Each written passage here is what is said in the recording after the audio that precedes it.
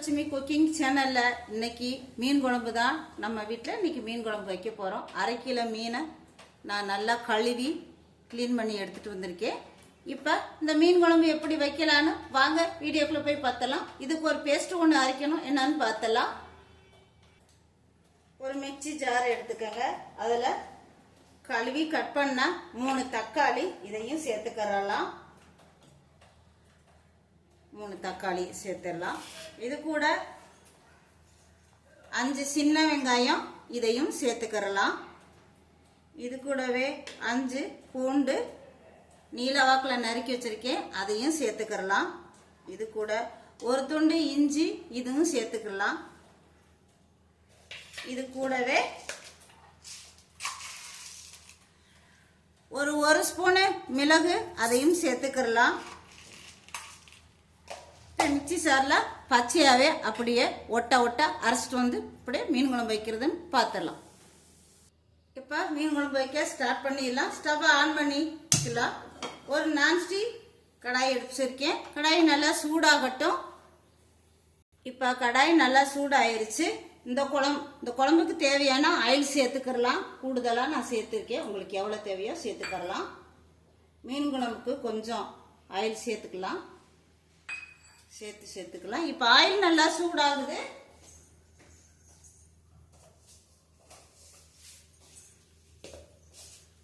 Oil நல்லா சூடாயிருச்சு. இப்போ இந்த மீன் குழம்புக்கு வெந்தயம் சேர்த்துக்கோங்க, ரொம்ப டேஸ்டா இருக்கும். ஒரு 1/2 ஸ்பூன் வெந்தயம், 1/4 ஸ்பூன் 1/2 ஸ்பூன் வெந்தயம் உங்களுக்கு தேவைக்கு ஏற்ற போல சேர்த்துக்கோங்க. நல்லா பொரியணும். வெந்தயம் நல்லா பொரிஞ்சதுக்கு அப்புறம் சோம்பு சேர்த்துக்கலாம். 1/2 ஸ்பூனு சோம்பு. எல்லாம் பொரிஞ்சு வரணும். இது எல்லாத்தையும் பொரிஞ்சு வரணும்.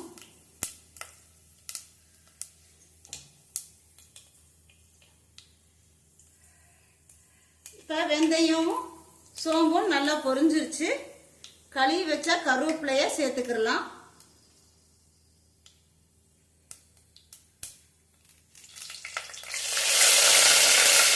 கருவேப்பிலை சேர்த்துனதுக்கப்புறம்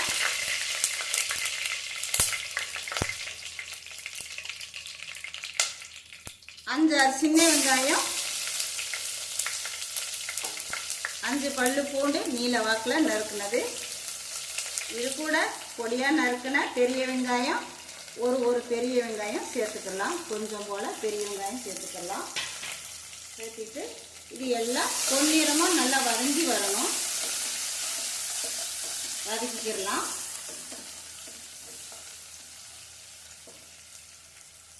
இது கூட கீறி வச்ச 2 பச்சை மிளகாயும் சேர்த்துக்கலாம். சேர்த்துட்டு நல்லா வதக்கிடலாம். நல்லா பொன்னிறமாக நல்லா வதங்கி வரணும். அப்பதான் குழம்பு டேஸ்டா இருக்கும். மீன் குழம்பு வதங்கட்டும். இப்ப எல்லாம் வதங்கி வந்துருச்சு. அரைச்ச விழுதுகளை சேர்த்துக்கிறலாம். இஞ்சி பூண்டு சின்ன வெங்காயம் தக்காளி இதெல்லாம் அரைச்சிருக்கோம். அது கூட மிளகையும் அரைச்சிருக்கோம். இப்ப சேர்த்துக்கலாம். கொஞ்சமா தண்ணி ஊற்றி வதக்கி விட்டுலாம். கொஞ்சமாக தண்ணி கலந்து மிக்சி சாரை அலம்பி கலந்து விட்டுலாம். அந்த ராசுமல் போகணும். வதக்கி விட்டுலாம். மீன் குழம்பு அப்படி ஒரு டேஸ்ட்ல இருக்குங்க. செம்ம பக்கா டேஸ்ட்ல இருக்குங்க. ஊற்றி சாப்பாட்டில் ஊற்றி சாப்பிட்றதுக்கு அருமையா இருக்குங்க. இப்போ இது கூட இன்னொரு பொருள் சேர்த்துக்கலாம்.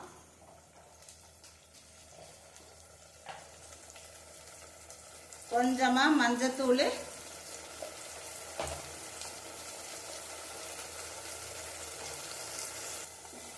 சேர்த்திருக்கோம். நல்லா வதங்கி நம்ம ராவை அப்படியே அரைச்சி சேர்த்திருக்கோம். அந்த பச்சை வாடை போகணும். எண்ணெயெல்லாம் பிரிஞ்சு வர வரைக்கும் வதக்கி விட்டுறலாம்.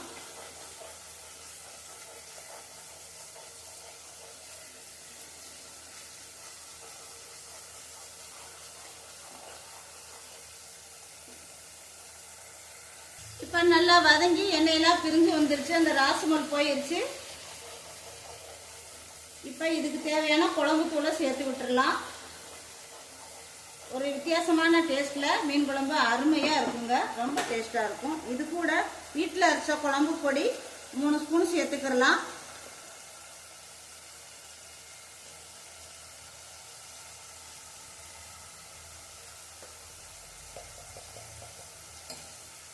இது கூடவே தனி மிளகாய் தூள் சேர்த்துக்கலாம் 1 ஸ்பூனு சேர்த்துட்டு அந்த பச்சை வாடை போகணும். மசாலா பொருள்லாம் போட்டு நல்லா எண்ணெயிலேயே நல்லா பிரிஞ்சு வர அளவுக்கு வதக்கி விட்டுறலாம்.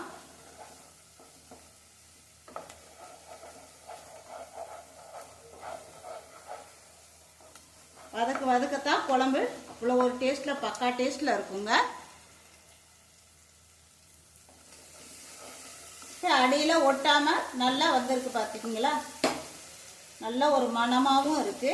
இப்போ ஒரு லெமன் சைஸு புளியை கரைச்சி வச்சிருக்கேன், அதையும் சேர்த்துக்கலாம்.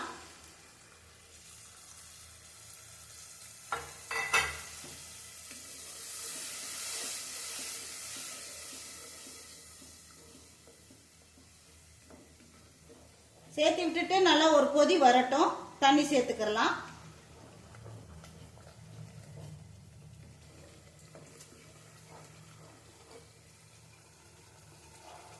இப்ப இதுக்கு தகுந்த உப்பும் சேர்த்துக்கலாம்.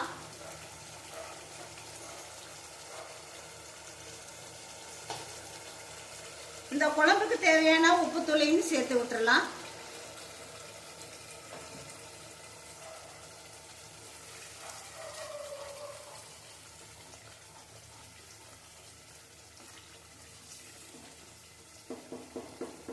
ஒரு கொதி வரட்டும்.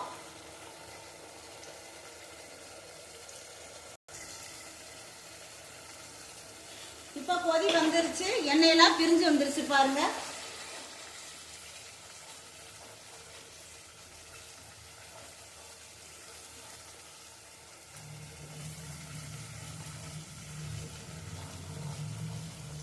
இப்ப இதுக்கு தேவையான தண்ணி சேர்த்துக்கலாம். இந்த குழம்புக்கு தேவையான தண்ணி சேர்த்துக்கலாம்.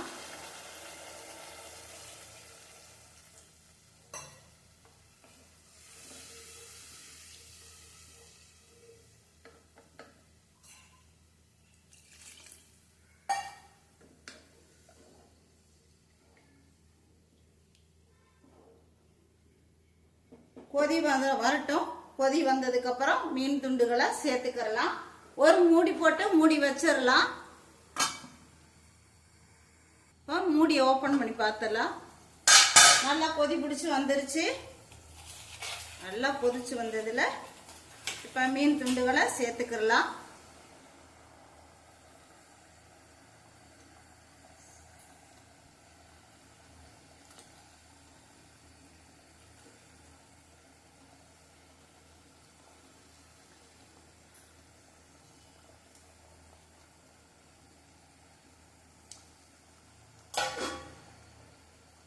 இருக்கட்டும்.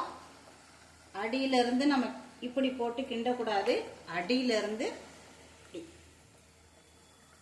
சைட்ல கூடி இப்படி கிண்டி விட்டா போதும், இல்லாட்டி மீன் உடைஞ்சிரும்.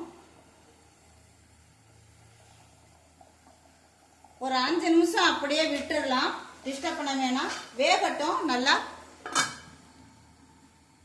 இப்ப இந்த மீன் குழம்புக்கு மேலாக கொஞ்சம் போல ஆயில் சேர்த்துக்கலாம். கொதி வரட்டும். இப்ப மூடி ஓபன் பண்ணி பார்த்துடலாம், வெந்துருச்சான்னு பார்த்துடலாம்.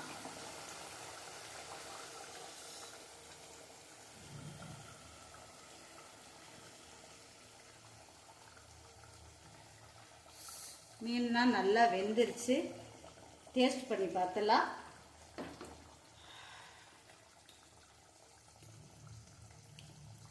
பக்கா டேஸ்ட்ல இருக்குங்க பாருங்க, உடையாமையே வந்துருச்சு. 5 நிமிஷம் தான் போட்டோம், நல்லா வெந்துருச்சு பாருங்க.